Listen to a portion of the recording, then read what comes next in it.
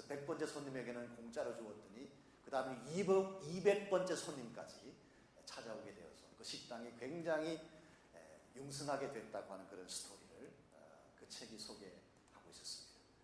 우리가 누구에게인가 선한 일을 행하고 착한 일을 하게 되면 첫째는 사람들이 압니다. 아무 이야기하지 아니해도 사람들이 알아요. 정말 여러분들이 아무런 사심 없이 여러분 마음속에 있는 것들을 나누기 시작하면 1차적으로는 사람이 알아요. 그리고 궁극적으로는 하나님이 아십니다.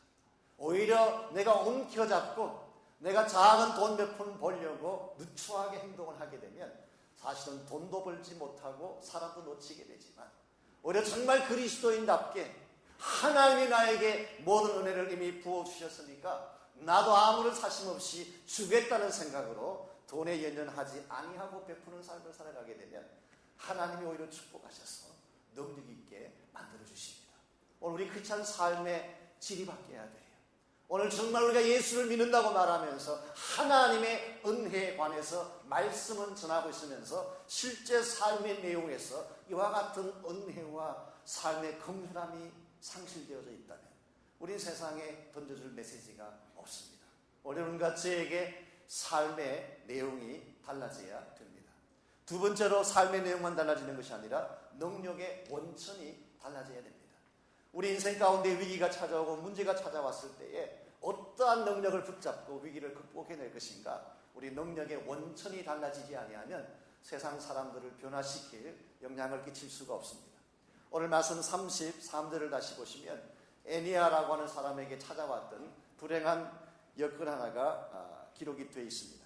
거기서 애니아라 하는 사람을 만나매 그가 중풍병으로 상위에 누운 지 8년이라고 했습니다.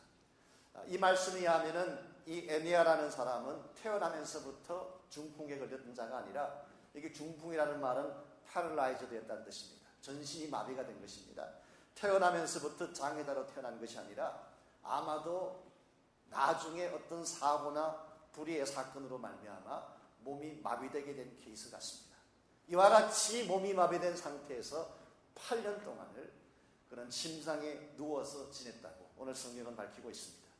이 다비다의 케이스는 조금 더 심각합니다. 여러분 37절에 보면은 그가 선행도 하고 구제도 행했음에도 불구하고 그때에 병이 들어서 죽게 되었다. 여러분과 제가 기억해야 될 중요한 진리가 여기 한 가지 있습니다.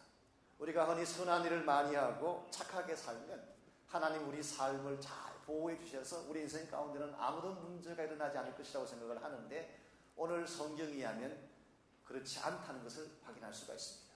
선한 자에게도 고난이 올 수 있어요. 하나님의 뜻을 잘 순종하며 행한 자의 인생 가운데도 얼마든지 중풍에 걸리고 병들어서 심지어 죽게 되는 최악의 케이스까지도 올 수 있다고 오늘 성경은 밝히고 있습니다. 그럼에도 불구하고 한 가지 큰 차이점, 빅 디퍼런스가 있습니다. 분명히 우리 예수 믿는 사람에게도 혹은 하나님을 신실하게 섬겼던 사람에게도 고난이 찾아오기도 하고 절망이 찾아오기도 하지만 결코 고난 앞에 무릎 꿇고 그것으로 인생이 끝나지 않는다는 사실, 이 고난을 반드시 딛고 일어날 수 있는 능력을 공급받을 수 있다는 사실을 오늘 성경이 우리에게 제시하고 있습니다. 여러분 복음서를 보게 되면 예수님께서 타시고 가는 배에도 풍랑이 일어났습니까? 풍랑이 일어나지 않았습니까? 예수님의 제자들이 주님과 함께 배를 타고 가는데도 그 배에 풍랑이 일어났습니다. 우리의 상식으로는 이해가 안 되죠. 예수님이 동행하시는 인생에 어떻게 풍랑이 일어날 수 있습니까? 라고 반문하지만 복음서는 일어날 수 있다고 우리에게 말합니다. 근데 한 가지 빅 디퍼런스가 무엇입니까? 그 풍랑이 예수님이 탄 배를 침몰시키지 못했습니다. 오히려 예수님께서 그 풍랑을 꾸짖으실 때에 풍랑이 잔잔하게 되어지고 하나님의 그 창대한 능력의 증거가 그 사건을 통하여 드러나게 되었다고 성경은 밝히고 있습니다. 오늘 본문의 케이스도 마찬가지입니다. 다비다의 인생 가운데 병이 찾아왔고 죽음이 찾아왔습니다. 애니아의 인생 가운데 중풍이 찾아오고 8년 동안 고난을 당했습니다. 그러나 여기서 스토리는 끝나지 아니하고 오늘 34절 말씀 보게 되면 애니아의 인생 가운데에 어떤 역사가 벌어졌습니까? 베드로가 가로되 애니아야 예수 그리스도께서 너를 낫게 하시니 일어나 내 자리를 정돈하라 한데 곧 일어섰다고 오늘 성경은 밝힙니다. Jesus Christ heals you. 예수 그리스도가 너를 고친다. 그러므로 일어나서 침상을 들고 가라 했을 때에 그는 벌떡 일어나 침상을 들고 걸어간 것이죠. 40절에 보게 되면 다비다의 케이스는 조금 더 표현은 다르지만 내용은 마찬가지입니다. 베드로가 사람을 다 내어보내고 무릎을 꿇고 기도하고 돌이켜 시체를 향하여 가로되 다비다야 일어나라 하니 그가 눈을 떠 베드로를 보고 일어나 앉는지라 라고 기록합니다. 이 베드로가 다비다라는 여자가 죽게 되었다는 소식을 듣고 그를 그 시체를 안장해 놓은 다락방에 올라갔습니다. 그때 베드로가 무엇을 했습니까? 무릎 꿇고 기도하는 것이죠. 여기서는 베드로 자신의 능력이 아니라 베드로가 무릎 꿇고 기도하는 순간 그에게 임재했던 하나님의 능력이 이 다비다를 죽음 가운데서 일어나게 한 것입니다. 여러분, 예수님께서 죽은 자를 살리신 기록은 보았지만 예수님의 제자가 죽은 자를 살리신 케이스는 참으로 드문 경우인데 오늘 본문이 그것을 밝혀주고 있습니다. 여러분, 이 두 가지 케이스에서 공통점이 무엇인지 아십니까?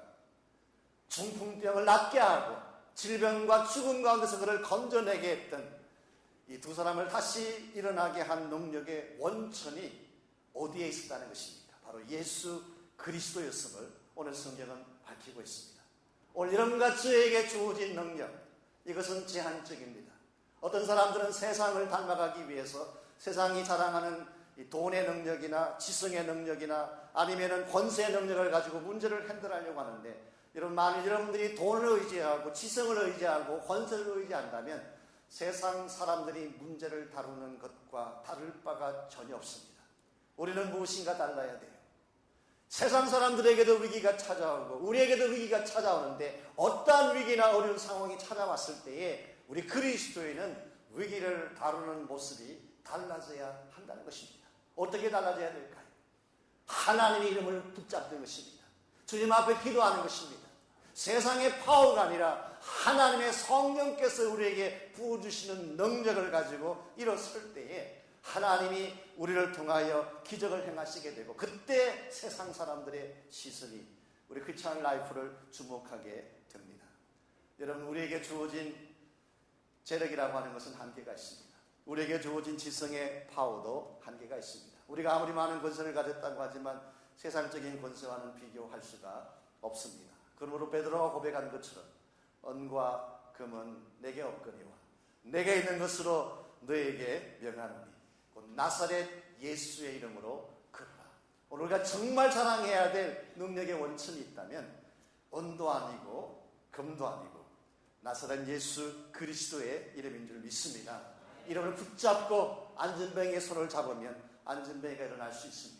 이 권세의 이름으로 기도하게 되면 옥문이 열려지게 되고 결박이 풀어지게 되고 지금까지 열리지 아니했던 새로운 하나님의 지경이 얼마든지 열려질 수가 있습니다. 이런 의미에서 오늘 여러분과 제가 세상 사람들이 추구하는 능력의 원천이 아니라 하나님이 우리에게 주신 그리스도 안에 있는 참된 능력의 원천을 붙잡고 이 능력을 가지고 우리에게 주어진 문제들을 풀어나갈 때에 사람들은 여러분의 삶을 보고 영향을 받을 수가 있습니다. 이와 같이 우리가 진실로 하나님의 아름다운 덕을 선전하기 위해서는 첫째적으로는 우리 삶의 내용이 달라져야 됩니다. 두 번째는 능력의 원천이 달라야 할 것입니다. 마지막